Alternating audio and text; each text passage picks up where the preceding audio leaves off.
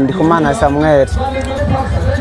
iri higanwa kintu nyamukuru kuri jewe gituma nkora cyane nitanga je naduze kwiso ko turiko turibuka ndibuka higanwa ageze gutunganywa mu ntara y'iwacu naratsinze ari 2019 nari muto cyane cyo gihe bari bananyanyiye kunyandika hama turakina ndatsinda aramagashimwe arambwira ati felicitation ndevye imyaka yawe n'ukuntu ukora felicitation uzotera imbere iyo rero tugeze kwiri higanwa bituma nkoresha izindi nguvu zivuye ku rundi ruhande ntabanzi naje mba niyumva yuko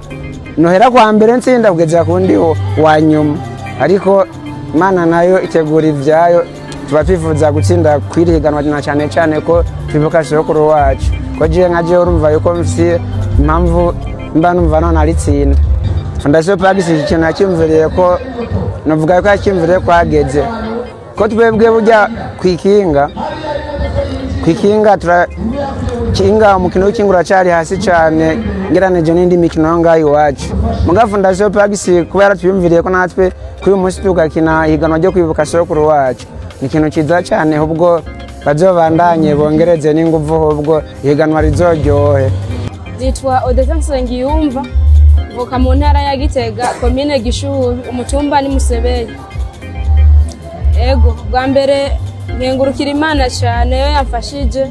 ashobora gutahukana ikibanza ca mbere kw'inshuro igira gatatu yari urugendo rugamye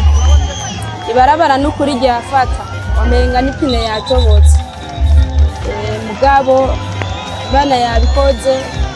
nashitse impore rero ndayikengurukira cyane gose Fondation Pax Burundi turayishimira cyane baka gateka yateye abakinyi basiganwa ku makinga bwa mbere hoho abakinyi twese twagiye mu kibuga tuzi cyo turiko turakorera no bwa mbere ikigira kabiri urabona muvanako uhejeje ico waciye baca baguha kandi mu ntoki wewe nyene